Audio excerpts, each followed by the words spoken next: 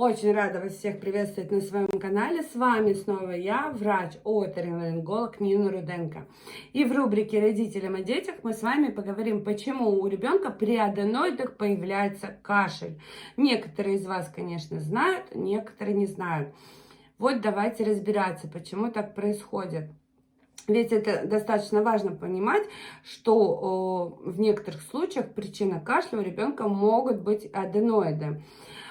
Если неправильно лечить, не воздействовать именно на аденоиды, которые приводят к кашлю у ребенка, болезнь затягивается, аденоиды могут увеличиваться еще больше в размерах, и, конечно, потом достаточно сложнее их лечить, присоединяется бактериальная инфекция. Итак, чем обусловлен кашель? Немножко анатомия. Кашлевые рецепторы на самом деле расположены и у нас, и у детей, не только в горле, да, то есть кажется, что вроде где-то здесь слизь, мы ее откашливаем, ну, появляется кашлевой рефлекс, мы ее откашливаем. На самом деле кашлевые рецепторы расположены на протяжении всего дыхательного тракта, то есть и в полости носа, и в своде носоглотки, и в задней стенке глотки, и в гортани, и в бронхах, и достаточно много, это чувствительные рецепторы.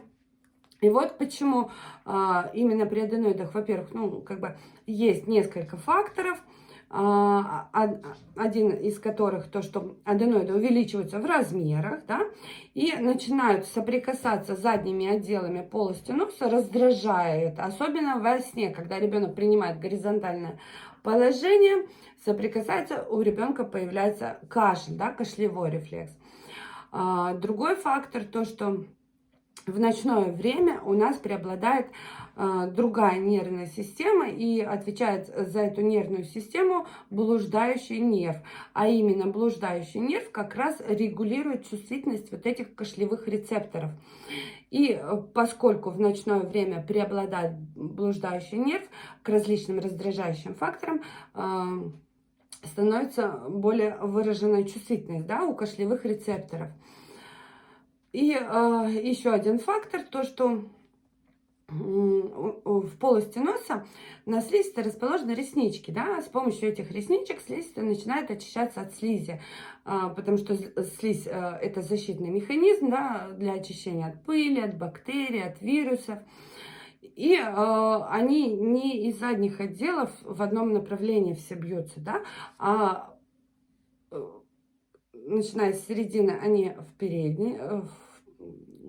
переднее отдело, да, выводят слизь, а другие реснички в заднее отдело. И эта слизь стекает по задней стенке глотки, мы ее сглатываем и обычно никак не ощущаем. Но когда слизи становится больше, она становится густая, тягучая, и еще на аденоидах вот эта слизь все стекает, вся густая по задней стенке глотки. Опять раздражаются кашлевые рефлексы, особенно когда ребенок засыпает, у него получается слизь эта густая, он дышит чаще ртом, эта слизь прилипает на заднюю стенку глотки, и ребенок начинает кашлять, причем кашель может быть такой прям приступообразный, пока он вот этот слизистый комок не откашляет. Вот самые такие главные механизмы. И, конечно, у ребенка присутствует затрудненное носовое дыхание, он храпит во сне, может днем гнусавить. И, соответственно, кашель ночной. Почему реже днем? Потому что, ну, днем, во-первых, как я и говорила, другая система преобладает. Ребенок активный, да, двигается. Слизь не такая густая, начинают лучше реснички работать и очищаются от слизи. Максимум он может подкашливать, но именно самый сильный кашель начинается в ночное время.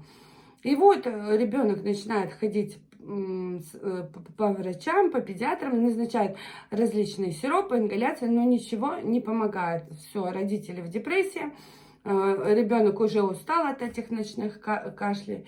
И если у вас есть подозрение, что все-таки у ребенка увеличены аденоиды, да и если еще и стоит диагноз такой, гипертрофия аденоидов, то необходимо показываться на прием к лор-врачу для того, чтобы достаточно точно установить диагноз, что это аденоидит, да, или обострение хронического аденоидита, и ребенок мог получать правильное лечение. И, конечно, соответственно, снижать риск того, что аденоид увеличится еще больше, потому что бывает там и месяц, и 2, и 3, ребенок ходит и кашляет, и ну, говорят: о, у вас остаточный кашель.